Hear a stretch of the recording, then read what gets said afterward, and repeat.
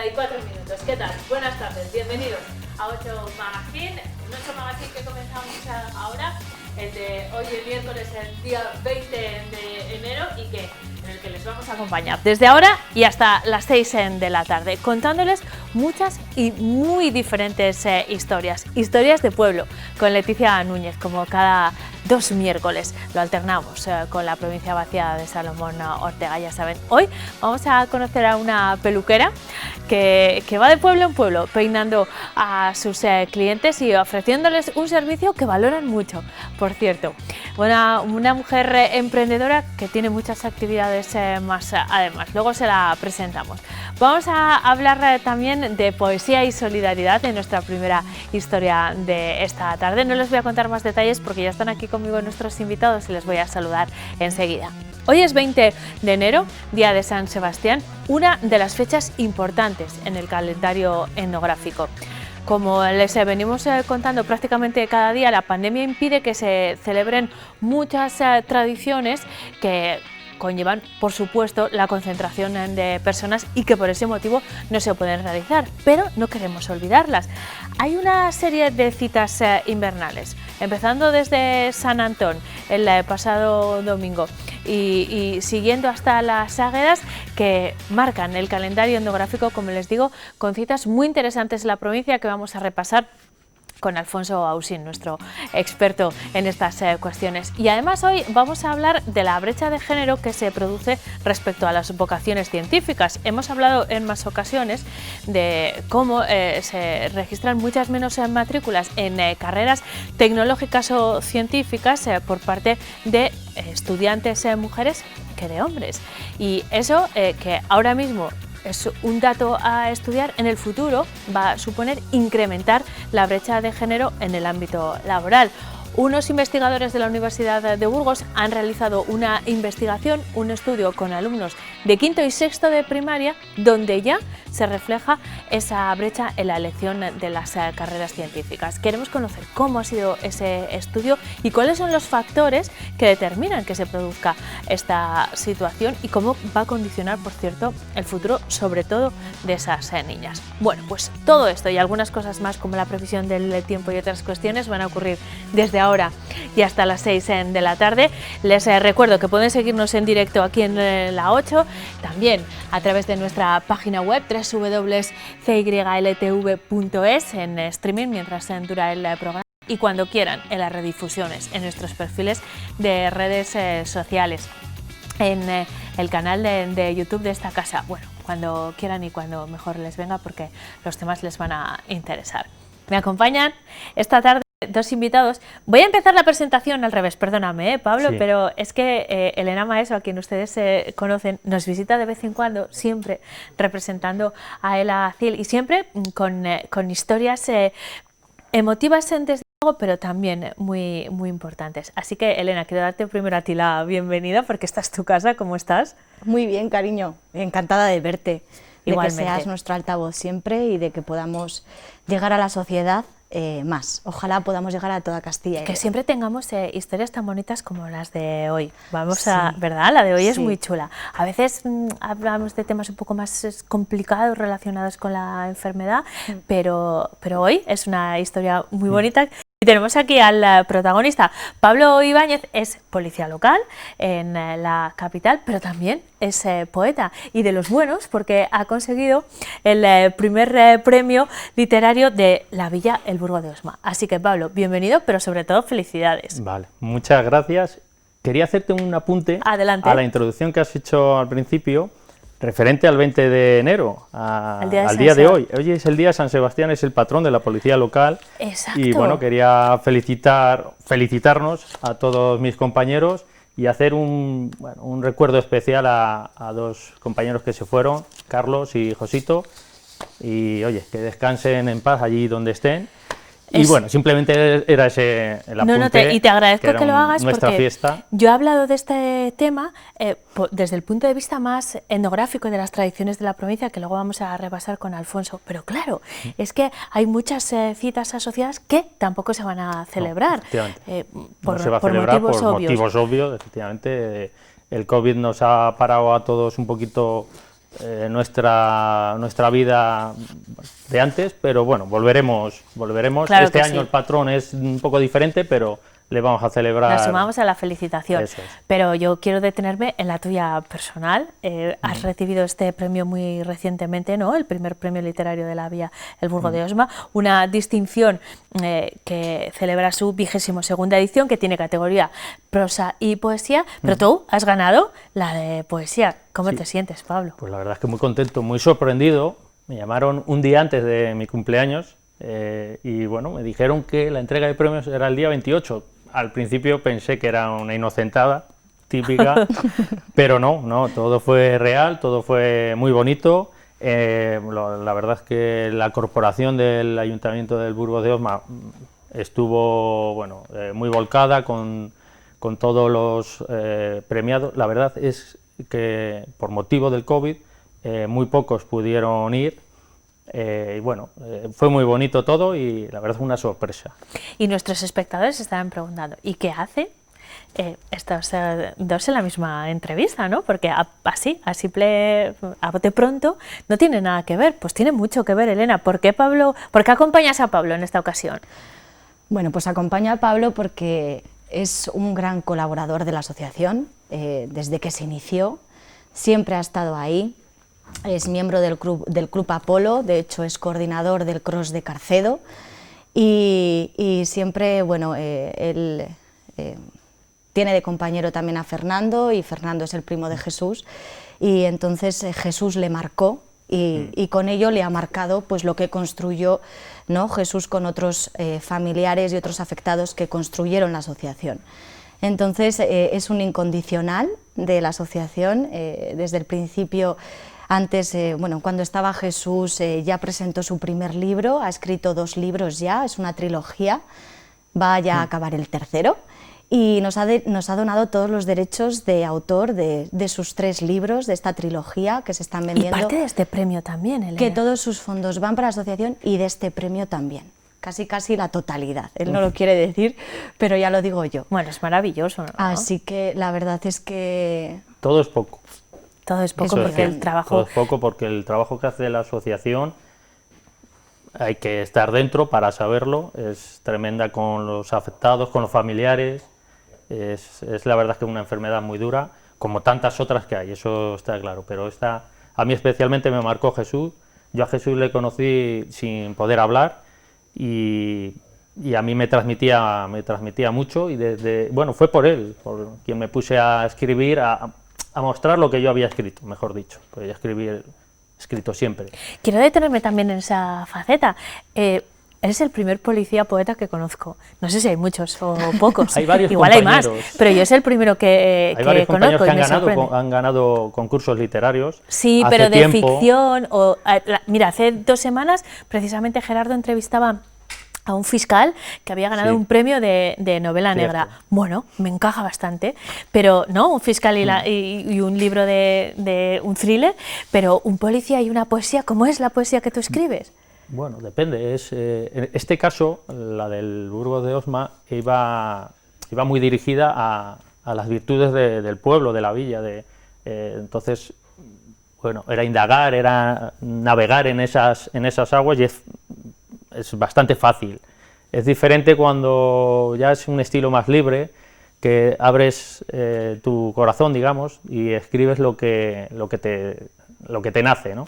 Ahí hay una cita muy bonita en uno de los libros de Ángel Arcos, un buen amigo también afectado de Gandía, y hay una cita que él dice que la vida hay que vivirla tal cual y hacer lo que a uno le nace de dentro. Pues esto es un poco parecido. Yo escribo pues como cualquier persona, lo que pasa que yo gracias a Jesús me atreví y me atrevo, ya no me da esa vergüenza igual de inicial, ya no me da vergüenza, ya me presento a todo lo que puedo y todo lo que gane, pues todo lo que podamos, ir a la asociación. Es el caso de esta poesía, o el poema Oculto en las sombras, es el que ha conseguido el primer premio, pero como nos contaba Elena, has escrito 2 libros ya, 3 a las 6 y La flor del destino, y estás escribiendo el tercero, Pablo. Estamos con el tercero y tengo otra novela ya hecha, que casualmente coincidió con unos días que estuve durante la pandemia, que tuve un falso positivo, pues lógicamente tuve que estar en casa, y son muchas horas de estar en una habitación, entonces aproveché y tengo una novela que esa a ver si puede dar un poco más de, igual de guerra que el poema. La mandaremos a algún concurso. Aprovecho para citarte ya cuando la publiques. Ven por favor a 8 Magazine a presentárnosla, porque nos gustará mucho compartir eso con todos nuestros espectadores. Elena, nos decía hace un momento Pablo, toda ayuda es poca. Supongo que pocos voluntarios tenéis tan implicados como Pablo en todos los sentidos, porque hemos hablado del económico, pero también de su implicación personal, que tú has señalado. ¿Cómo están las cosas en el ACIL? ¿Cómo van estos meses? Que son muy difíciles para todos, pero que ya hemos hablado en otras ocasiones, mucho más para las personas que están atravesando, y sus familiares, por supuesto, por una enfermedad tan dura como esta, que requiere tanta atención de todo tipo y que, claro, en estas circunstancias es más difícil de sobrellevar, entiendo. Sí, la verdad es que es muy difícil. Es muy difícil, pero como siempre nuestro lema dice, un guerrero jamás se rinde, y todas las familias y los afectados están en esa línea.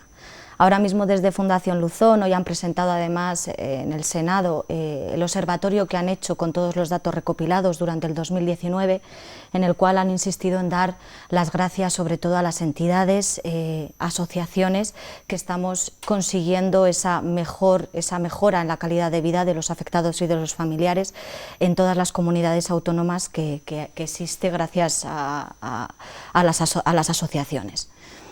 Y estamos en un momento en el que, pues bueno, nos hemos relajado, todo parecía que empezábamos a tener una pequeña normalidad, y de repente ahora otra vez estamos en ese momento en el cual hay que tener muchísimas más restricciones, estamos en una tercera ola.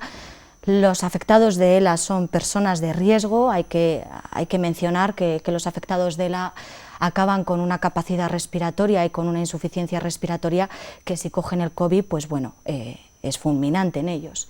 Entonces, pues bueno, con la incertidumbre, con la angustia de que se suprimen citas, puesto que necesitan a los neumólogos casi cada 3 meses esas citas periódicas, y que ahora no les están haciendo, puesto que todos los neumólogos están en el COVID. Es lo que muchas veces comentamos, que estamos tan centrados en la pandemia, pero hay muchas situaciones paralelas que se están deteriorando a causa de volcar todos los esfuerzos, que tiene sentido, pero no podemos obviar otras circunstancias que necesitan atención también, ¿no? Atención, las sesiones de fisioterapia ahora mismo reciben desde la asociación, los 42 afectados que tenemos de toda Castilla y León, 4 sesiones de fisioterapia al mes, que el 74% se paga desde la asociación y el 26% lo pagan ellos, y nos suponen 5 euros más de coste estas terapias, puesto que los profesionales tienen que ir totalmente con EPIs, con mascarillas, con batas, con guantes, con gafas, con pantallas, absolutamente con todo. Y desde la Fundación Luzón ahora van a insistir para que pues bueno, la sanidad cuente con que los afectados de ELA son personal de riesgo y necesitan vacunarse cuanto antes, tanto el familiar, el cuidador principal como el afectado.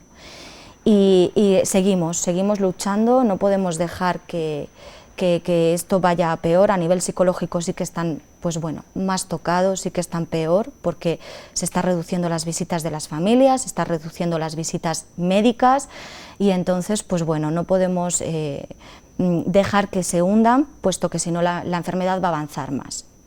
Así que, pues nada, dando talleres formativos, luchando con las terapias, con logopedia, con todo lo que nos pidan, con todo tipo de ayudas técnicas. Ahora mismo estamos con unas ayudas técnicas tecnológicas bastante importantes, gracias pues a convenios que estamos teniendo pues con la Caixa, con el Ayuntamiento de Burgos. Creo que próximamente, adelanto, podremos tener con el Ayuntamiento de Salamanca, y que lógicamente pues lo del Ayuntamiento de Burgos pues va para los de Burgos, los del Ayuntamiento de Salamanca va para Salamanca. Entonces necesitamos que toda Castilla y León se haga eco y nos apoye para llegar a todos, que si no, pues gracias a aportaciones o a eventos como hemos tenido el Cross de Carcedo, las legumbres Astorga, los peces de San Pedro, que también está ayudándonos este pastelero de la pastelería Merey, pues gracias a eso estamos pudiendo llegar a todos. Estupendo, por pues, igual. Trabajando como nos explicas, todavía más duro porque las circunstancias son más complicadas, así que Elena, ya sabes dónde estamos, siempre somos también el altavoz, esa es nuestra colaboración. Pablo, te cito ya para cuando publiques el próximo libro. Quería Sí, hacer Premio un Planeta. apunte. Premio Planeta. Ya verás. Yo quería hacer un apunte. Has comentado que se valora mucho lo que yo hago por la asociación. Realmente la asociación o el valor lo ponen los afectados y sus familias. Lo que yo hago es muy fácil. Realmente es muy fácil. Llega a ser hasta un poquito egoísta, en el sentido de que yo podía igual colaborar mucho más, pero bueno, hago esto. Toda ayuda es poca. Sí, eso es cierto, que la Pero ayuda es cada poca, grano pero el mérito cuenta. lo tienen la Marea Verde. Yo colaboro lo que puedo, pero hay gente que está muy se implicada, desvive. sí, Y eso sí que es un esfuerzo inhumano. Yo me siento, pongo a escribir, al calorcito. Bueno, tú escribe, acaba la novela eso y ven sí, a presentarnos. pero es lo Gana que más quiero... premios que les interesa también mucho a los de la CIEL y también a Y que nosotros, las y cada uno investigadoras, hace su parte. las chicas, las niñas, que por favor investiguen, Eso es. que se metan dentro de la ciencia, que sabemos, como dicen algunos afectados y que han comentado hoy en el Observatorio de Luzón, que seguramente quien tenga la cura o un tratamiento eficaz que frene este avance ya ha nacido y que estamos muy esperanzados en que se encuentre. Actualmente en España hay 30 grupos con 266 personas investigando solo pues bueno, todo lo que tiene que ver con esta enfermedad. Luego vamos a hablar de las niñas y la Que ciencia, investiguen. así que investiguen. Muchas gracias a los dos, como siempre, y hasta muy pronto. A vosotros. Nosotros tenemos que compartir con ustedes enseguida historias de pueblo, lo vamos a hacer de la mano de Leticia Núñez y una peluquera que, como les he contado, se dedica a recorrer diferentes localidades llevando un servicio muy importante a los pueblos donde se ha reducido mucho el transporte público. Ir a la peluquería puede ser un problema. Será después de conocer la previsión meteorológica. Se la adelantamos hoy, mañana Daniel Angulo la detalla aquí mismo en el plato de 8 Magazine. Esta es la previsión para hoy. Clínicas Berlín les ofrece el tiempo.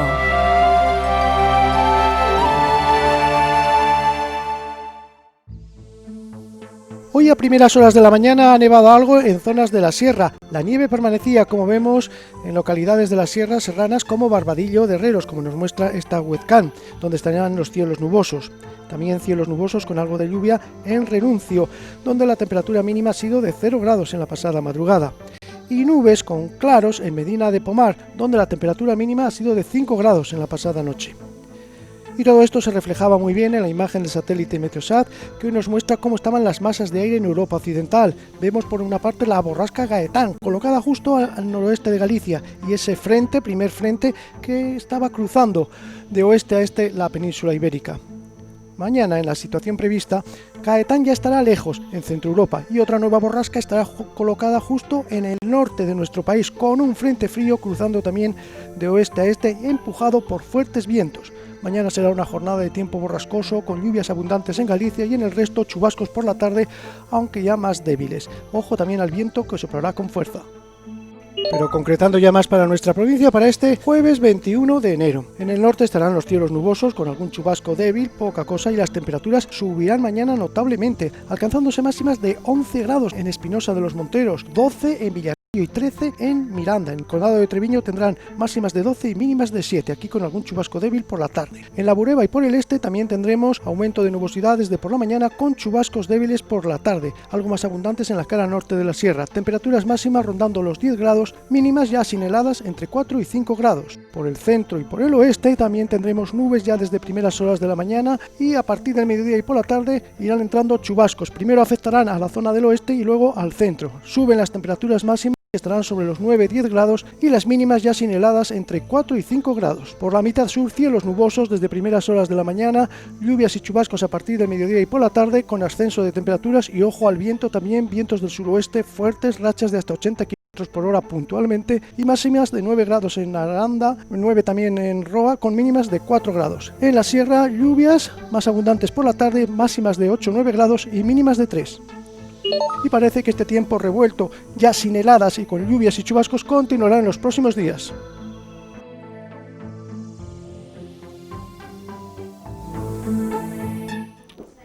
Seis minutos para las 5 de la tarde, seguimos en directo en 8 Magazine. Hacemos nuestras historias de pueblo, como cada 2 miércoles, una sección en la que pretendemos acercarles historias positivas del medio rural, que hablamos muchas veces de despoblación, pero también queremos mostrar a emprendedores que desarrollan su proyecto en el medio rural, que llevan servicios hasta los pueblos que habían desaparecido y que son tan activos como nuestra invitada de esta tarde. Bueno, historias como esta las pueden encontrar en el propio blog Historias de Pueblo, porque esto es una plataforma multimedia, me gusta decirles, que nace en el blog Historias de Pueblo, que tiene además una plataforma sonora, un podcast que se llama también Historias de Pueblo, y la versión televisiva aquí cada 2 miércoles con Leticia Núñez. Leticia, buenas tardes, ¿cómo estás?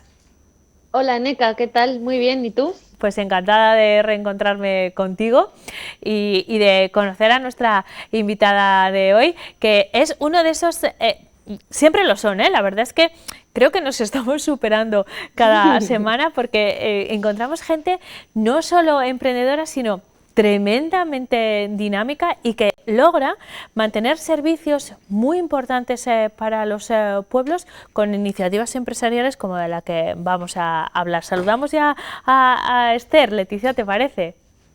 Sí, saludamos ya al terremoto de Esther. Esther, buenas tardes. Esther Angulo, buenas tardes. Hola, Eneca, buenas tardes. ¿Cómo estás, Esther? ¿Por qué dice Leticia que eres un terremoto? Yo, por lo que he leído sobre ti, sé que tienes mucha energía que dedicas no solo a la peluquería, pero espero que ese terremoto lo lleves también a los pueblos, a tus clientas, ¿es así? Sí, bueno, sí, lo intento todos los días, estar ahí al pie de cañón y sí, soy activa.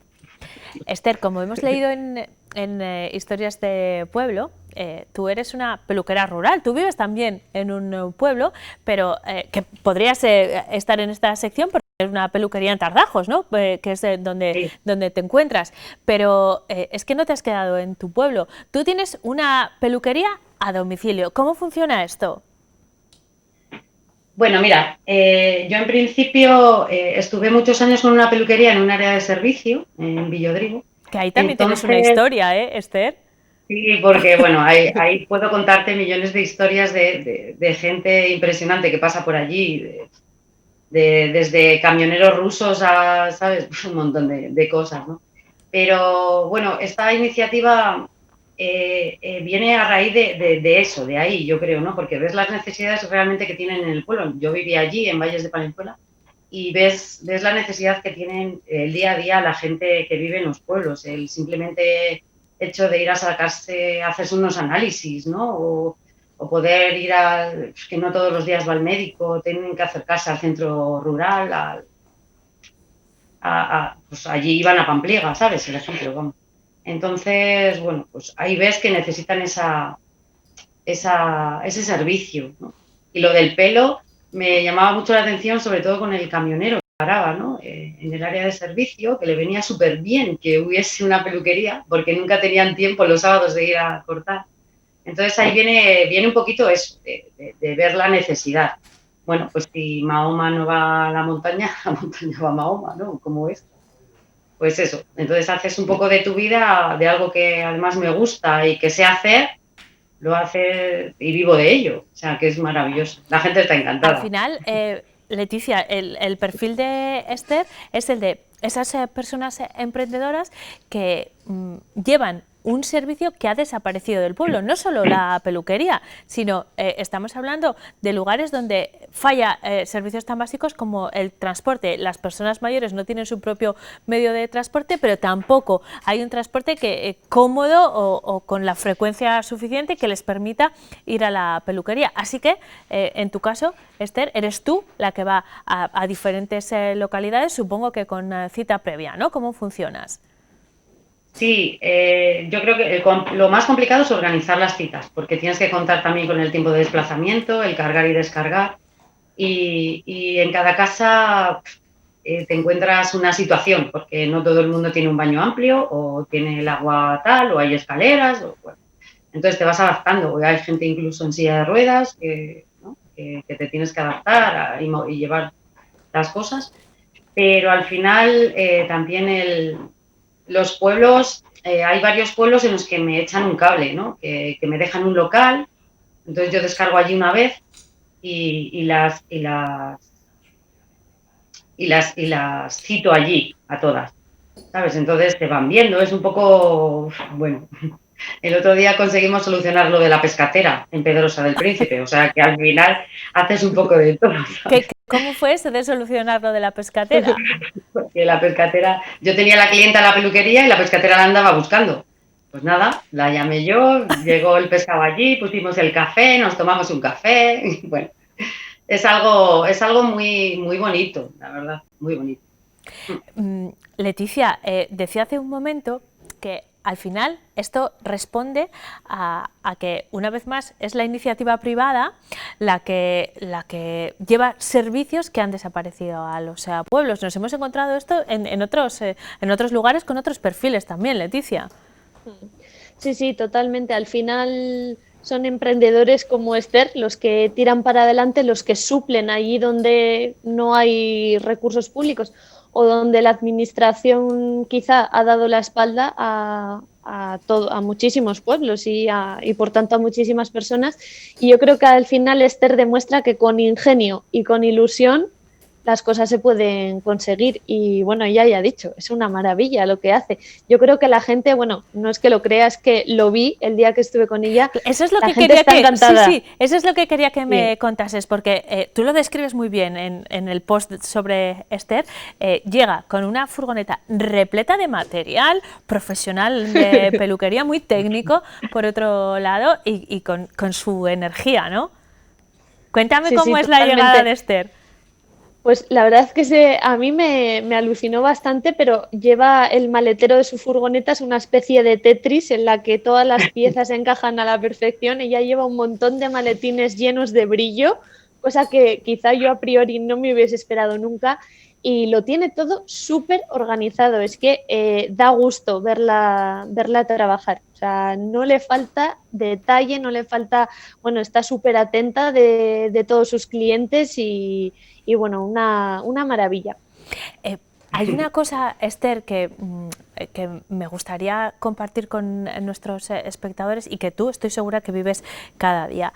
Cuando vamos a la peluquería, no es solo, que ya sería suficiente, el hecho de ponernos guapos, de vernos mejor, de cuidarnos un poco, que contamos ya con ese servicio, pero se establece una relación, sobre todo en las peluquerías de chicas, o al menos son las que yo conozco, se establece una relación con nuestros peluqueros muy estrecha, porque pasamos un tiempo muy largo, con la frecuencia que sea, ¿no? Pero si uno va a teñirse, pues está 2 horas entre que te tiñes, te cortas, te peinas con una persona en un mismo espacio, así que hay una relación muy especial entre cliente y peluquero. Eso supongo que en un ambiente de poca sociabilidad como detectamos en los pueblos se valora todavía más. Esther, ¿tienes esa experiencia?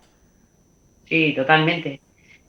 Totalmente es así. O sea, ahora mismo y siempre los peluqueros, yo creo que al final somos un poco los consejeros, psicólogos, coaching, no sé, llamarlo como queráis, un poco del día a día, ¿no?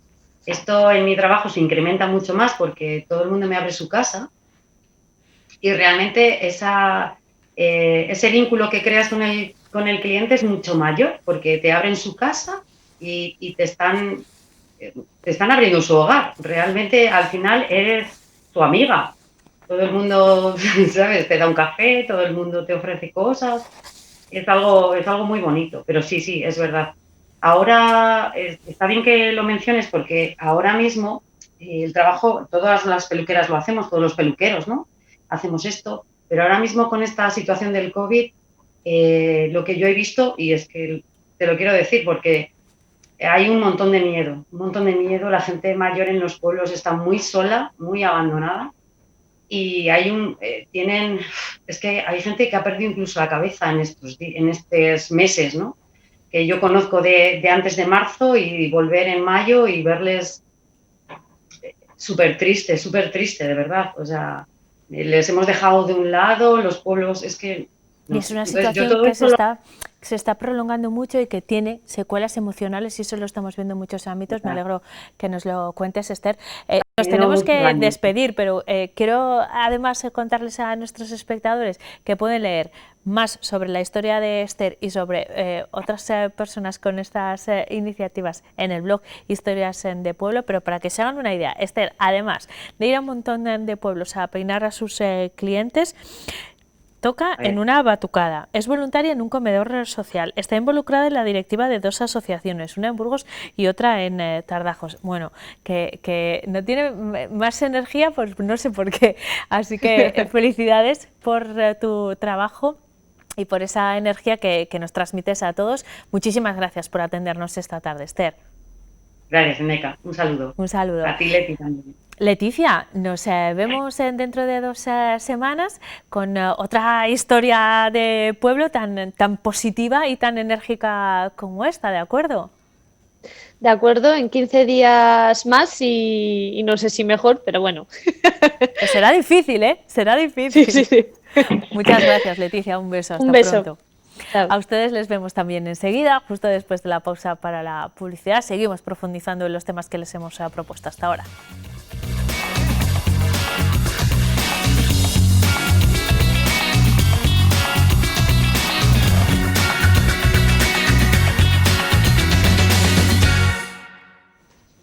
Son las 5:10, seguimos en directo en 8 Magazine.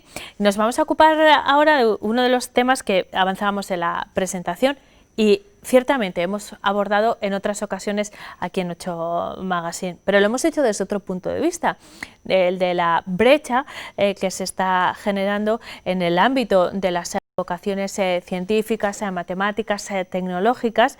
Cada vez menos mujeres se matriculan en estudios relacionados con estas disciplinas y es verdad que cada vez la sociedad se está tecnificando más y el futuro parece que el futuro profesional estará más ocupado por ese tipo de profesiones relacionadas con la tecnología. Así que la brecha de género que detectamos en muchos ámbitos profesionales, pues se va a ir acrecentando. Y esto desde luego es llamativo en primer lugar y después es un elemento que se está estudiando porque además se está revirtiendo la situación desde hace, diría que 2 generaciones hacia acá.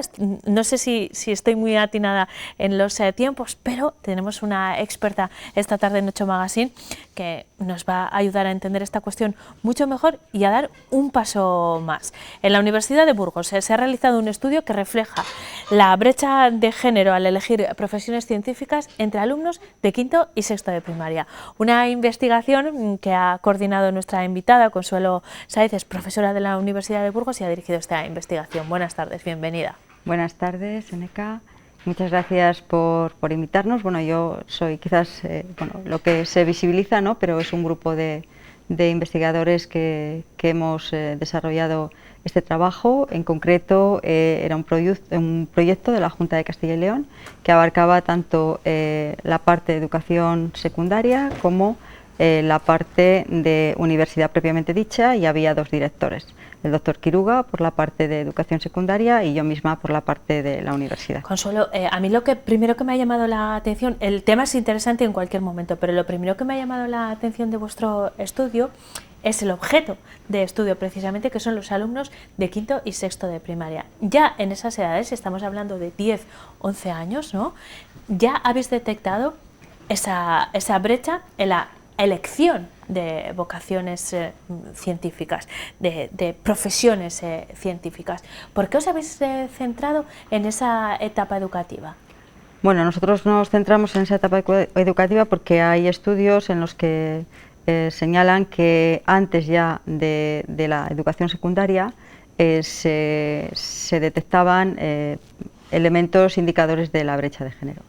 Entonces, por eso nosotros trabajamos con niños de educación primaria en quinto y en sexto de educación primaria, para ver realmente si, bueno, cuál era su interés y motivación por disciplinas tipo STEM, y dentro de ellas, pues si tenían interés, porque lo de las vocaciones quizás es mucho decir a esa edad, ¿no?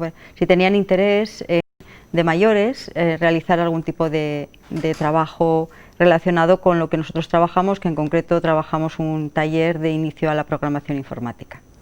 Vamos a hablar también de la importancia de la educación en las primeras etapas de la vida, sobre todo relacionado con la tecnología, pero yo he hecho una introducción, Consuelo, y he explicado de forma muy general cuál es la situación, pero vosotros, que además estáis en el ámbito universitario y que veis día a día cuáles son las elecciones profesionales de los alumnos que llegan a la universidad y de dónde vienen, ¿cómo podemos explicarles de forma resumida a nuestros espectadores cuál es la situación actual y cuál va a ser la futura, que es la que nos preocupa cuando lleguen al mercado laboral los niños que han participado en vuestro estudio y que ahora están, pues que tienen 10 o 11 años?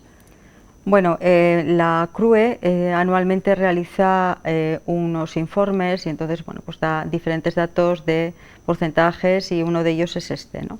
Es un hecho que ocurre no solamente aquí en España, sino está ocurriendo a nivel mundial, en Europa también. Entonces hay un porcentaje hay un porcentaje pequeño ya de elección de titulaciones tecnológicas, bueno, o STEM, y dentro de ese porcentaje, el porcentaje de mujeres es bastante más reducido, ¿no? Entonces es algo que preocupa, porque lógicamente la sociedad, como tú has dicho, cada vez es más digital, es más tecnológica, y obviamente pues este tipo de disciplinas pues hay que cursarlas, ¿no? Y, bueno, ¿Y vosotros os preocupa una cuestión, independientemente de cuál sea la elección final de la profesión, pero aunque no nos dediquemos específicamente a una cuestión científica o tecnológica, manejar ese lenguaje va a ser imprescindible en cualquier disciplina, así que apostáis muy fuertemente por la educación en, por ejemplo, programación, insisto, independientemente de cuál acabe siendo el futuro de cada uno de los alumnos. Sí, bueno, nuestra visión en este proyecto se centraba en lo que acabamos de comentar, si bien la visión de los tres grupos de investigación que colaboramos es decir que estas disciplinas, materias o como queramos llamarlo, tienen que estar en todas las áreas de conocimiento. Ese es nuestro objetivo de trabajo, ¿no? Porque realmente la sociedad es digital y evidentemente, pues igual que ahora mismo sabemos leer y escribir, pues tenemos que tener otros conocimientos digitales en todos los ámbitos del mercado o del ámbito laboral, ¿no? Y entonces para nosotros eso es importante, porque aquí nos hemos centrado en la parte de STEM, tecnológicas, pero también tenemos lo contrario, brecha de género es decir, de los hombres hacia las mujeres, lo tenemos en titulaciones, por ejemplo, de ciencias de la salud, donde yo imparto docencia, ¿no? Entonces yo creo que tiene que ser igual de preocupante. Desde luego. Vamos a volver al estudio. Hemos explicado ya que os habéis centrado en alumnos de quinto y sexto de primaria. ¿Cuál ha sido el método de trabajo? ¿Cómo ha sido el trabajo de campo con los estudiantes? Bueno, pues fue un trabajo bastante laborioso porque realmente trabajamos en dos centros de aquí de Burgos y trabajamos con niños que son relativamente pequeños y entonces lo hicimos a través de talleres. Hacíamos talleres y en esos talleres estaban dos compañeros que son ingenieros informáticos y yo misma, que soy psicóloga. Entonces llevábamos a efecto esos talleres en los dos centros, ¿no? La verdad que los niños y las niñas tuvieron una actitud muy positiva, el taller les gustó mucho. El rendimiento del taller también fue muy bueno, tanto en niños como en niñas. Si bien es cierto que bueno, pues había una diferencia en una escala de 1 a 10, pues bueno, había una diferencia de 1 punto, pero la nota mínima que obtuvieron fue de 7, con lo cual quiero decir que bueno, los resultados fueron buenos y la motivación también.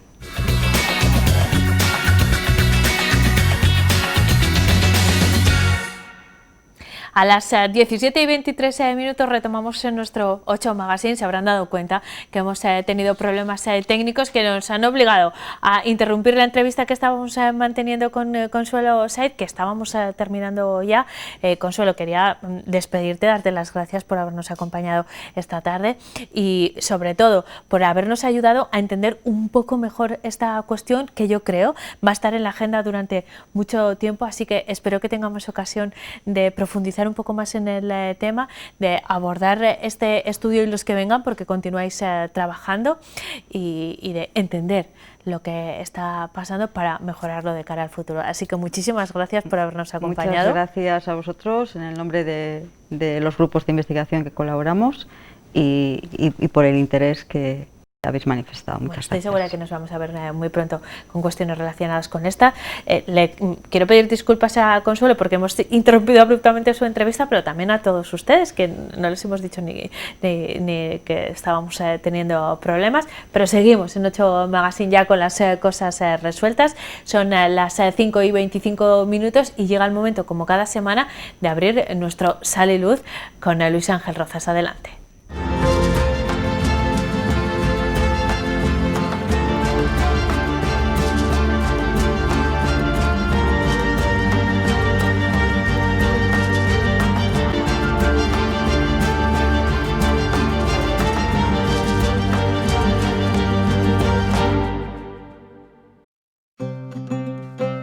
A principios del siglo XX surgen los primeros movimientos ecuménicos en el mundo. Tienen como objetivo recuperar la unidad de los cristianos. En 1910, Edimburgo acogió la Conferencia Misionera Mundial en la que se pretendía avanzar en ese sentido. Está considerada como la primera cumbre ecuménica, aunque solo hubo representantes de las corrientes protestantes. Fue precisamente un grupo de jóvenes del campo de los evangélicos protestantes luteranos que decían: vamos a ir a misiones. Y cuando presentemos la Iglesia o a Cristo, nos dirá el cristianismo, ¿pero cuál? ¿Los católicos? ¿Vosotros sois luteranos? ¿Vosotros sois anglicanos? ¿Cómo nos presentamos ante este mundo que no conoce nada de la religión cristiana? Divididos. Y de ahí surgió esa necesidad de un ecumenismo espiritual, de rezar por la unidad de los cristianos. Después de siglos de cismas y rupturas, son muchas las confesiones en las que se han ido disgregando los seguidores de Jesucristo: católicos, ortodoxos, anglicanos, luteranos, evangélicos y un largo etcétera que nos permite ver que el camino no era sencillo. Recorriendo la historia, si vemos la ruptura del cisma de Occidente de 1054, pues es un cisma que hubo con la Iglesia oriental, lo que daría después a la ortodoxia, pues que tenía unas connotaciones religiosas muy concretas, teológicas, pero también hay connotaciones históricas determinadas de distintas personas que estaban en ese momento. También la ruptura con el mundo protestante, llamado así, evangélico, de Lutero, pues también tenía unas connotaciones históricas, que está muy recuperada la figura de Lutero, después de 500 años de que se ha celebrado recientemente, en la cual se han recuperado aspectos que eran muy coyunturales, ¿no? También de política territorial, incluso de manipulación, podemos decir, de la religión por parte de ciertos sectores sociales, políticos, económicos, etc.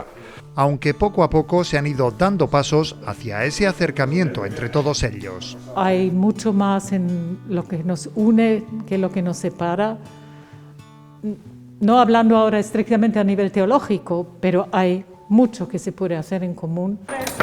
Se han dado muchos pasos. Yo creo que el primer paso y fundamental es el conocimiento, porque el conocimiento mutuo quita muchos prejuicios, porque a veces tenemos una larga historia de las divisiones, ¿no? La división siempre surge acentuando la diferencia o aquel punto en el que parece que estamos discrepando, entonces se apunta hacia una diferencia, pero buscando la convergencia, es decir, conocer dónde está ese punto de desunión y qué es lo que nos une. A veces, acentuando tanto la diferencia, nos hemos separado. Por eso el ecumenismo intenta sobre todo buscar esos elementos comunes. Las mayores diferencias igual puede estar entre las instituciones, entre los nombres o etiquetas, pero realmente luego con las personas, con estas actividades ecuménicas que hemos hecho, muchas veces nos hemos juntado, pues he podido conocer incluso a gente de mi edad que se iba a hacer sacerdote, ¿no? Que es algo que hoy en día también choca mucho en el mundo en el que vivimos. Y hablando con ellos y tal, aunque hay muchas diferencias quizás teológicas, puedo ver que son gente que comparte la fe, que aunque pensemos distinto, tienen las mismas ganas de conocer más de Dios, de vivir la vida como dice la Biblia. Confesamos la misma fe en Jesucristo, en Dios Padre, Hijo y Espíritu Santo, tenemos un mismo bautismo, tenemos el Evangelio que es común, las fuentes de la Sagrada Escritura que son comunes, con muy pequeñas referencias, hay una capacidad de rezar y de dirigirnos a Dios con esa confianza de hijos, es decir, hay muchos elementos en común. Nosotros, pues, aunque en el concilio os dijo que éramos hermanos separados, seguimos estando separados, ¿no? Entonces, a nivel institucional yo creo que no hay muchos avances, pero sí que los hay en el sentido de que entre nosotros yo puedo tener un gran sector de amigos en otras denominaciones cristianas, ¿no? Lo que sí que podemos hacer lazos es entre las personas, ¿no? Con este tema del ecumenismo, lo que entiendo yo personalmente es que la religión al final es simplemente un medio, no es el fin, ¿no? Entonces, todos los cristianos compartimos la fe en Jesús, y Jesús, cuando vino, pues metió bastante caña a los líderes religiosos, principalmente por esto, por dar más importancia a los ritos, a las leyes, que a las propias personas, ¿no? Uno de los aspectos más controvertidos es lograr definir lo que se entiende por unidad de los cristianos. Tenemos que cambiar un poco el chip. Mucha gente piensa o ha pensado que la unidad llegará cuando todos los que se han separado de la Iglesia Católica vuelvan al rebaño católico. Eso no será la unidad, sino la unidad será cuando realmente podamos celebrar juntos la fe en lo más importante, manteniendo también cada uno sus características. No pienso en este ecumenismo de que algún día volveremos a estar todos juntos en un mismo grupo, porque además es que dentro del mundo evangélico hay una gran diversidad. Cuando nosotros tenemos una reunión de la plenaria de FEREDE, nuestra Federación de Iglesias, pues hay unas 25 agrupaciones diferentes ahí funcionando y estamos acostumbrados a funcionar así. Cuando yo encuentro a una persona de otra agrupación, no pienso que es de otra iglesia, aunque no sea de la mía, pienso que es un hermano en la fe.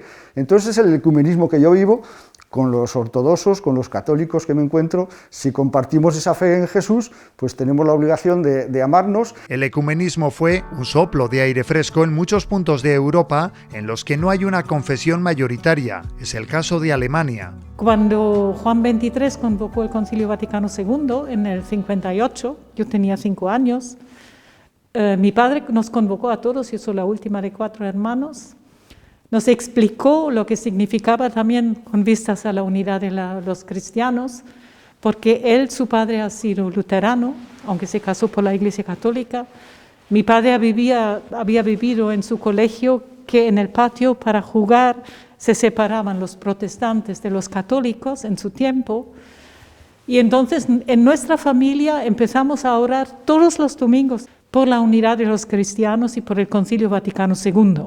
Y es que la alemana es una sociedad en la que prácticamente hay igualdad de seguidores entre católicos y luteranos, y en las últimas décadas se ha avanzado mucho en comprensión mutua. Con toda naturalidad, por ejemplo, los matrimonios mixtos o interconfesionales son muy abundantes en Alemania, entonces se considera normal que, por ejemplo, si el padre es de la Iglesia luterana, que normalmente suele acompañar, cuando tiene hijos, suele acompañar a su mujer y a sus hijos a la Eucaristía.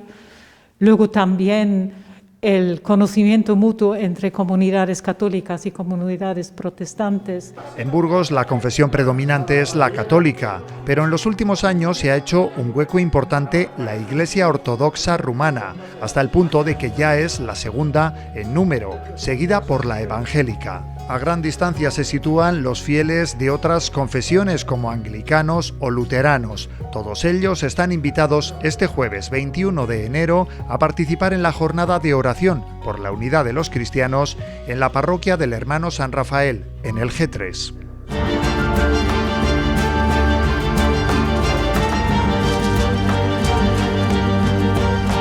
Ya te veo.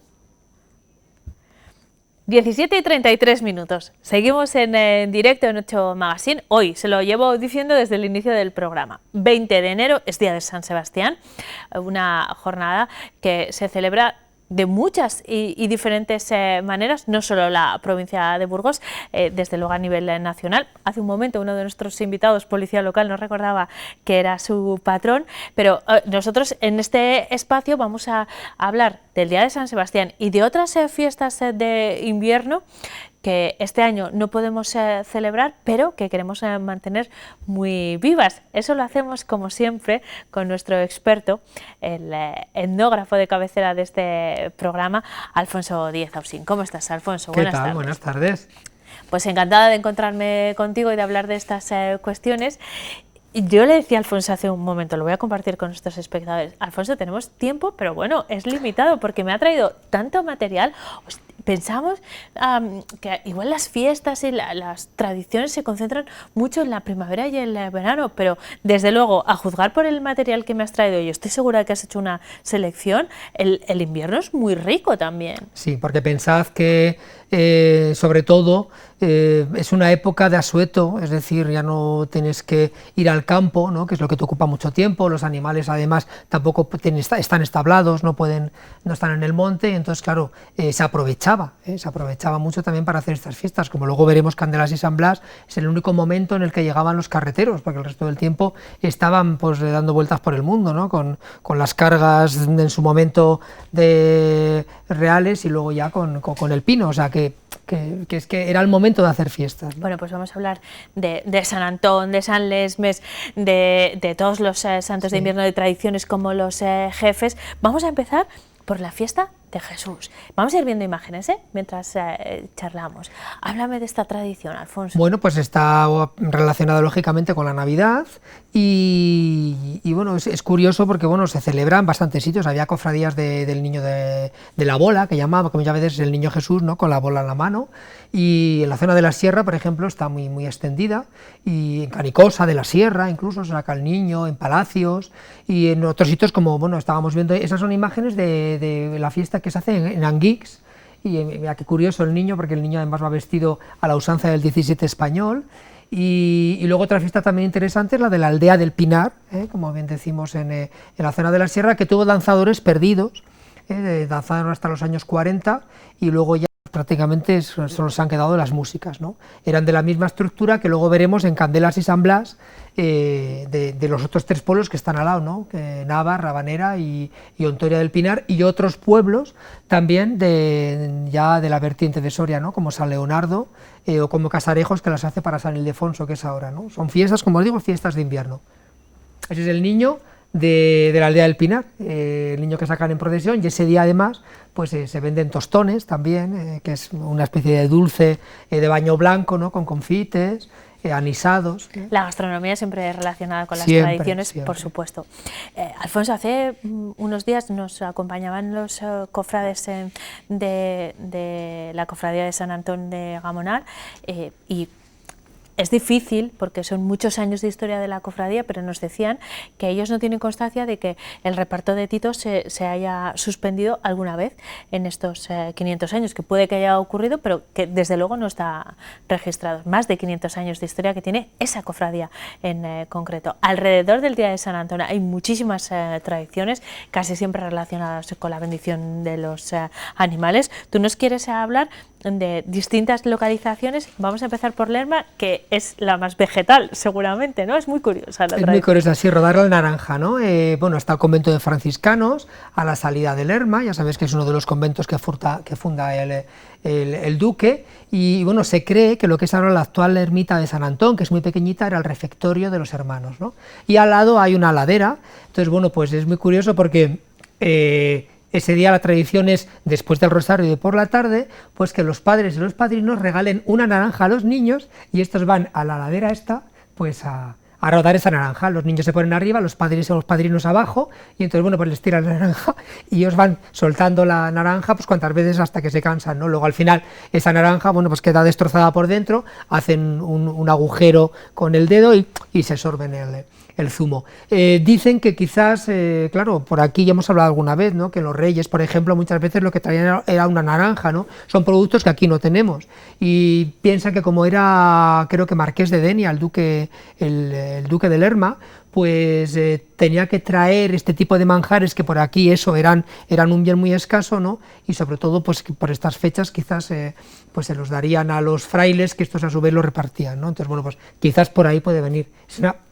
tradición muy simple, pero bueno, los niños de Lerma tienen todavía celebrando la fiesta. Son tradiciones que este año no se pueden realizar a causa de la pandemia, como repetimos, hablando de cualquier tema, está condicionándolo tanto porque, claro, implican una concentración grande de personas. Ese fue el motivo por el que se han suspendido las bendiciones en animales en distintos lugares. Hablamos de esta tradición de Lerma, de rodar la naranja. Nos vamos ahora hasta Milagros, que también tiene su propia tradición de San Antón. La manda de San Antón. Entonces son productos que se ofrecen y que luego son subastados, ¿no? En esa manda para la cofradía y luego también pues para la iglesia. Entonces, bueno, pues es muy curioso porque es lo que la gente ha ofrecido, y luego un subastador, pues como en otros sitios que se ofrecen ramos, etcétera, etcétera, pues va subastando. Entonces, mira, ahí vemos la cantidad de productos que se subastan, es muy interesante. Entonces, bueno, pues hay sobre todo unas roscas que están hechas de baño blanco, y bueno, pues la gente va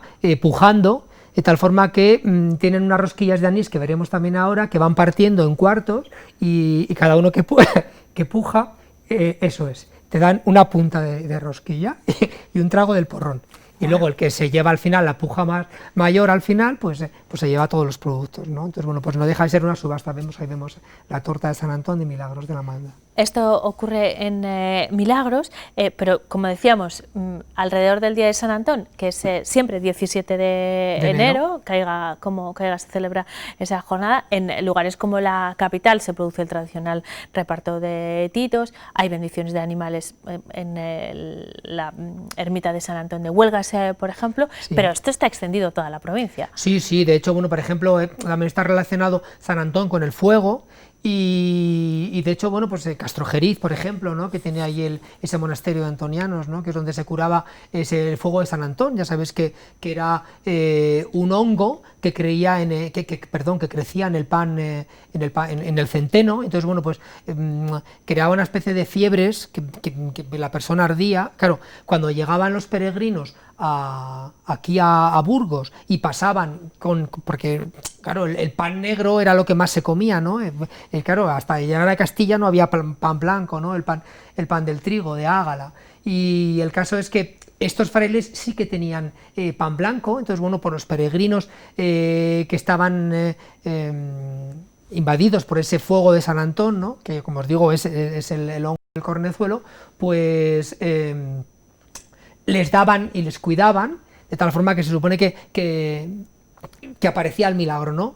Porque estaban aquí en el convento, y es que los frailes les daban de comer pan blanco, y ese pan blanco que no estaba infectado del cornezuelo es el que curaba a su vez ese fuego de San Antón. Qué maravilla. Y luego, por ejemplo, en Páramo del Arroyo, aquí bien cerquita de la capital, donde se sube a la ermita con ahora llevan antorchas, ¿no? Pero siempre por la noche, de anochecido, subían con escobas viejas, con pellejos de vino que arden por la pez, ¿no? Entonces hacían una especie de procesión de antorchas hasta arriba, hasta la ermita, ¿no? La verdad que siempre San Antón con el cerdo debajo, ahí estamos viendo Castrojeriz, o el cerdo o el jabalí, porque dice que uno de los milagros que hizo San Antón, que era amigo de los animales, ¿no? Era curar la ceguera a un jato, a un jabalí pequeño, ¿no? sí, sí. Pues. Bueno, esto en cuanto a San Antón, 17 de enero. Vamos a la fecha de hoy, 20 de enero, Día de San Sebastián, que se celebra en distintos puntos de la provincia. Vamos a empezar este pequeño repaso, Alfonso, en Cabañes de Esgueva. ¿Cómo se conmemora San Sebastián? Pues mirad, bueno, ya sabéis el dicho, ¿no? El 20 de enero San Sebastián el primero, dice, no detente varón, que el primero es San Antón, y luego decía, detente Bagalán, que el primero es San Adrián, y de hecho mañana es Santa Inés y el 22 San Vicente, van todos seguidos. San que Sebastián, son los santos del frío, que dice Daniel Angulo, claro, y que tiene muchos refranes relacionados con la meteorología también. Sí, quizás por estas connotaciones que te digo yo del invierno. Y es muy curioso porque San Sebastián es el santo que más cofradías tiene en la provincia, y era el santo abogado de las pestes y abogado de las pandemias. O sea que ahora tenemos que rezar por lo que tenemos. Eso es, en este de momento. hecho, hasta que no llegó siglos después San Roque, pues no cohabitaron juntos contra la defensa del mal, ¿no? Pero siempre era San Sebastián. Entonces, de hecho, bueno, pues en el caso de... Por eso también se le celebra, como os digo, mucho, se le tiene mucha devoción, y además es que vayas donde vayas, en cualquier iglesia, en cualquier templo de la provincia, está San Sebastián. Por eso que os digo, porque era el abogado de las pestes y de las pandemias. Entonces, parece ser que el milagro pues debió hacerlo en Roma, ¿no? Y desde entonces se le hizo patrón de todo esto.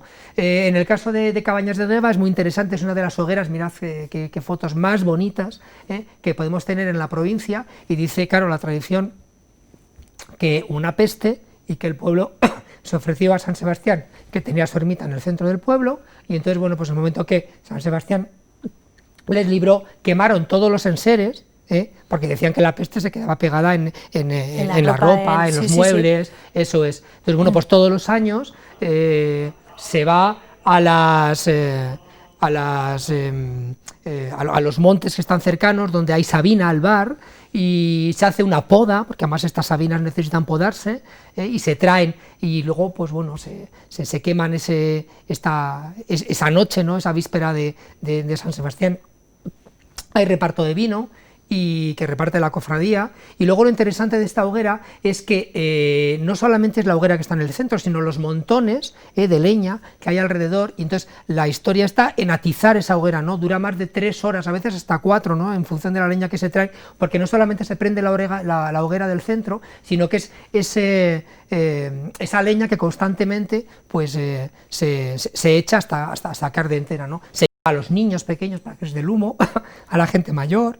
Incluso se llevan a casa pues para quemar en la casa ramos benditos, porque por la mañana hay procesión, claro, y luego lógicamente esa leña es bendecida. Eso en Cabañes, pero en Villasandino también celebran San Villasandino Sebastián. también tiene una de las cofradías también quizás más curiosas que tenemos en la provincia de Burgos, ¿no? La cofradía de las chisteras, porque llevan capa y luego chistera. ¿Chistera por qué? Pues porque era el sombrero tradicional que se utilizaba en esa comarca de Lodar Pisuerga, ¿no? Entonces, bueno, pues es muy curioso porque, bueno, solo pueden ser un número determinado de cofrades, en teoría tienen que ser hombres casados, y, bueno, en la procesión llevan la saeta, es decir, la flecha con que a San Sebastián le saetearon, y luego hay reparto de tostones, y va siempre marcando el paso de la cofradía un tambor. Y lo bonito también, que en Melgar de Fernamental es igual, pues es la figura del San Sebastián, que es esa persona que va en un caballo con una bandera por el medio de... La imagen la acabamos de ver. Sí, eso es. Él representa a San Sebastián, por eso va vestido militar, se supone que San Sebastián era militar, y entonces, bueno, pues va con esa bandera tremolando al paso de la cofradía y al paso del reloj del tambor, ¿no? Es muy interesante, ya os digo, y es una fiesta que, bueno, pues sobre todo colorista, ¿no? Porque sobre todo lo bonito, ¿no? de estos cofrades. Hemos hablado de Villasandino, de Cabañes de Esgueva. Antes de cerrar el capítulo dedicado a San Sebastián, queremos ver otras imágenes, Alfonso, relacionadas, por supuesto, con San Sebastián, pero tenemos muchas citas pendientes. Sí, pues mirad, bueno, teníamos también una imagen de San Sebastián. Bueno, esa es la Virgen de la Salud. Me apetecía hablar de ella porque esta es de la parroquia de Santa Águeda, aquí, y es una de las vírgenes que Burgos ha perdido su memoria, ¿no? Está unida a San Sebastián porque tiene cofradía y están las dos imágenes en la iglesia de Santa Águeda. Es una cofradía que viene de la antigua parroquia de Nuestra Señora de Viejarrúa, que estaba muy cerquita de Santa Águeda, ¿no? Es una cofradía muy antigua, muy antigua. Ese que estamos viendo es el de Quintanar, ahora también hablamos 2 segundos de ello. En el caso de la cofradía de la Virgen de la Salud, y San Sebastián pues celebraba en años alternos al santo o a la Virgen, y siempre lo hacían el domingo siguiente a San Sebastián, de tal forma que, bueno, la Virgen de la Salud, sus mantos eran solicitados por toda la gente de Burgos que estaba enferma, para tenerlos en casa, y había siempre mayordomas y camareras que llevaban ese manto a la casa de los enfermos que lo solicitaban. La Virgen, como os digo, pues está ahí recluida debajo del coro de la iglesia, pero todavía olvidada, está. Pero bueno, todavía está. Sí, es una de las vírgenes antiguas de Burgos. Eso es, y gracias a la memoria viva que es Alfonso, la mantenemos y la recuperamos en Y ese en que hemos cada visto momento. también era San Sebastián en Quintanar, ¿no? Que también son muy importantes las fiestas de San Sebastián en Quintanar. Es muy curioso porque como se supone que era militar, y habéis visto que al santo desnudillo, el pobre, pues le colocan 2 charreteras de militares, ¿no? Y es muy curioso porque también ahí hay puja por 2 cofradías, ¿no? San Sebastián la Vieja y San Sebastián la Nueva, ¿no? La nueva, que es antigua también, es una excesión de la otra, de tal forma que ellos tienen que hacer la fiesta al domingo siguiente de San Sebastián. Solamente pueden hacer la fiesta de San Sebastián los de la San Sebastián la Vieja, ¿no? Qué curioso. Alfonso, el próximo fin de semana, porque creo que se realiza el último fin de semana de enero, se hace una de las fiestas, yo creo que más vistosas de la provincia, desde luego me refiero a los jefes en silos. Este año no se va a poder hacer, pero sí se realiza en esa fecha, ¿verdad? Sí, siempre es el último fin de semana de enero, hacia el 27, 29. Y bueno, pues es muy curiosa, porque le llama la fiesta de los jefes, porque el pueblo elige a 3 jefes, ¿no? El abanderado, el cuchillón y el capitán, que van con un tambor y que representan un poco pues a todo el pueblo, ¿no? Y la historia, bueno, lo que nos cuentan es que llegaban las hordas de árabes y sitiaron la villa de Silos. Entonces, bueno, pues uno de los jóvenes del pueblo, porque en teoría tienen que ser personas bueno, que estén casadas, por cierto, en el caso de las figuras de estas que representan a los jefes, pues ideó el simular que ya había sido el pueblo asediado, ¿no? De tal forma que, bueno, pues soltaron los animales, hicieron hogueras. Entonces, claro, ellos en teoría no entraron a asediar la villa porque se supone que ya había venido antes de... Pero fueron todo efectos especiales. Claro, eso es. Idearon una... Eso es. Entonces, claro, por eso mismo, en recuerdo de todo aquello, se erigen a estos 3 jefes y por la noche, que es muy bonito, que son las fotografías que estamos viendo, pues también empiezan a encender hogueras por toda la villa. Y empiezan con las caballerías a pasear por todas las hogueras recorriendo las antiguas calles, ¿no? También van los niños vestidos de pastores con cencerros, como se supone que lo hicieron, ¿no? Porque soltaron a los animales y luego soltaron a los niños con cencerros para que pareciese que aquello era un caos, ¿no? Que, pues, sí, que estaban las ovejas correteando por todos los sitios, que allí no quedaba nada, que todo estaba ardiendo. Entonces, y lo lograron. Y se supone que lo lograron. De todas formas es muy interesante porque todo gira en torno a la fiesta del dulce nombre de Jesús y del dulce nombre de María, y son los vivas que constantemente están echando y los que echan además cuando llegan a las hogueras. Y es muy interesante también un rosario por los cofrades difuntos de las ánimas que se hace al día siguiente. Es sobrecogedor, se hace dentro de la iglesia del pueblo, no del monasterio, sino en la parroquia, y realmente son unas letanías pero impresionantes, impresionantes. Bueno, eso ocurre cada último fin de semana de enero, que no hay pandemia, en Santo Domingo de Silos. Vamos a hablar de San Julián y San Lesmes, también último domingo de enero, porque el día de San Lesmes es el 30, ¿no? Eso es, San Julián el 27. Y San Julián el 27, y el día de San Lesmes, que como saben es el patrón de la capital, se traslada al domingo más cercano, a ese día 30, este año el 31, pero vamos, con las limitaciones que implica la pandemia. Sin embargo, aquí de nuevo, no sé si te vas a centrar en la capital solamente, Alfonso, pero hay elementos relacionados con la gastronomía, la indumentaria también es característica, ¿no? Claro, ¿Tú te pondrás capa el domingo? Bueno, pues sí, seguramente, aunque yo no sé, la verdad, como las cosas son como son, pues bueno. Primero, si quieres, miramos a la figura de San Julián, ¿no? Sí, se supone que era burgalés, y bueno, pues como se supone que la tradición dice que era cestero, ¿no? Entonces siempre estaba ayudado por el beato Lesmes, que era un criado que ya tenían sus padres, pertenecía a la nobleza de la capital, y entonces, bueno, pues se le representa, pues ahí le vemos con el Beato Lesmes. Yo creo que nunca llegó a santo el Beato Lesmes, porque como ya estaba San Lesmes, sino así, los dos burgaleses, pues se les qué casualidad también que se llama les confundiría, sí. Es muy curioso porque, mirad, está enterrado el Beato Lesmes en la capilla de San Juan de Sahagún, que está justo donde está la capilla de las reliquias. Entonces, si lo veis en la pared, es un sepulcro que está pegado a la pared y pone, aquí está enterrado el Beato Lesmes. Y si os dais cuenta, está desgastada la piedra, porque es abogado de los riñones. Entonces, claro, los burgaleses que les dolían los riñones se acercaban siempre a la capilla de San Juan de Sahagún a restregarse para poderse curar de ese dolor de riñones, ¿no? Y ese está, como os digo, enterrado en la capilla de San Juan de Sahagún. Y luego, como bien decimos, el día 29, el día 30, San Lesmes, ¿no? Que quizás lo más tradicional son esos roscos que luego ahora, bueno, pues se han convertido en ese otro rosco de hojaldre y crema y nata que está buenísima, pero realmente la tradición, ¿no?, impone esos roscos de pan y de bollo, principalmente los de pan, que además, bueno, pues yo lo recuerdo de pequeño como ahora no, pero la imagen de San Lesmes estaba llena de roscos para que se bendijesen, ¿no? Porque todavía yo en mi casa siempre lo tengo, ¿no?, encima de la puerta de casa, un rosco guardado todo el año, bendito de San Lesmes, envuelto en cintas, y además es que, bueno, pues esos roscos, como os digo, se ponían con cintas de colores para que cada uno supiera cuál era su rosco, ¿no? O sea, y bueno, pues quizás es una tradición que vivimos cada año, y la solemos compartir además aquí en la 8 con todos los espectadores, que este año tampoco se puede realizar, bueno, se va a hacer en una reducidísima comitiva, porque el aforo de la iglesia de San Lesmes se lo permite 25 personas. Así que esa misa se va a hacer, la pueden seguir ustedes vía streaming en el canal de YouTube del Ayuntamiento de Burgos. Nos queda hablar de las candelas, que es otra de las citas importantes, San Blas y Santa Águeda. ¿Empezamos por candelas? Bien, candelas es el día 2 además. Y bueno, pues la danza que se hace sobre todo en la zona de la sierra es muy interesante, ¿no? Como os bien decía antes, lo que hacían en la aldea el día de la fiesta de Jesús, aquí se hace bien en Ontoria, Rabanera y Navas del Pinar. Por desgracia ahora solamente lo conserva Ontoria del Pinar. Las danzas se hacían siempre dentro de la iglesia, pero se hacían porque además afuera el tiempo pues no ayudaba, ¿no? Lo estamos viendo también el escarrete, que eso es el día de San Blas, al día siguiente. Sí, el 3 de febrero, ¿no? Eso es. Entonces, bueno, pues en el caso del escarrete, pues la fiesta es una fiesta de los casados y antes hacían esa ermita que estamos viendo, que es la ermita de San Blas, que está hundida, y ahora ya se hace en la misma plaza del pueblo. Entonces ahí vemos la imagen de San Blas y su reliquia, y lo que pasa es que, bueno, pues los que habían contraído matrimonio en ese año, regalaba el hombre a la mujer pues un animal, que se podía ser un pollo o un conejo, no era una paloma. Entonces, bueno, pues el pollero, que es el encargado de la cofradía de llevarlos colgados en una especie de pértiga, pues los pasea y después a la pata coja se va bailando pues alrededor, ¿no? Es una fiesta declarada de interés turístico regional. Ahora lo hacen al son de la banda de música y antiguamente se hacía al son de la flauta y el tamboril, como los bailes de los gigantillos.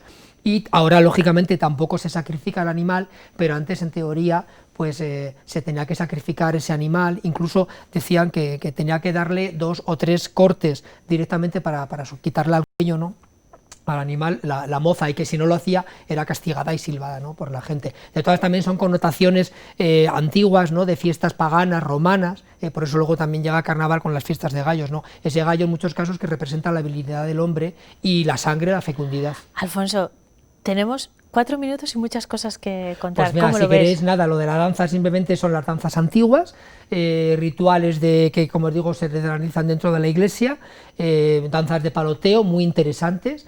Y además, bueno, pues... En Ontoria y en Rabanera también. Eso es, en Rabanera, en Navas del Pinar también, aunque ya ahora actualmente solamente se realizan en Ontoria del Pinar. En Navas y en Rabanera, cuando las hacen en fiestas de verano, sin más. Bueno, pues danzas antiguas. Lo sé que en este caso este ritual es muy curioso porque los danzadores, en vez de ir vestidos de traje blanco, llevan esos trajes riquísimos de espolines, de terciopelos, y como en otros sitios la danza es de niños, en este caso la antigua era de adultos, porque el puesto lo llaman el palo, de tal forma que no cedía el hombre el palo, es decir, el puesto, hasta que ya no podía más. Por eso en la época antigua prácticamente la gente que bailaba era gente bastante mayor, y siempre dirigidos por 1 o 2 farragones. Ahora estamos viendo las imágenes correspondientes a Rabanera, pero quiero hablar de Santa Águeda porque sé que traes documentos muy chulos de esa fiesta y nos queda muy poco tiempo. Hablamos de Santa Águeda rápidamente, Alfonso. Sí. Vamos a escuchar un audio. ¿A qué corresponde? Pues corresponde a las rondas de hombres que se hacían en Navadurrunte y cerca de Mena de Pomar, en Criales de Losa. Vas a escuchar.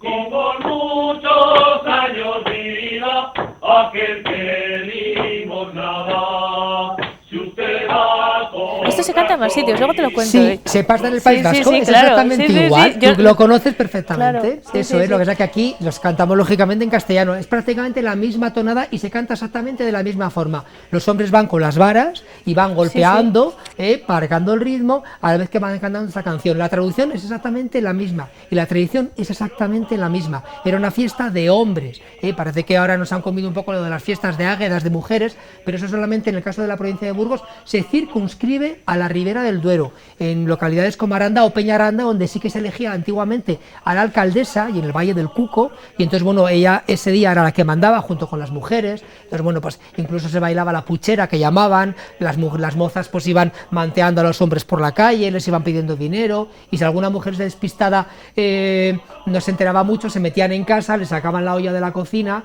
y la ponían en el medio de la calle y se ponían a bailar alrededor de ella, ¿no?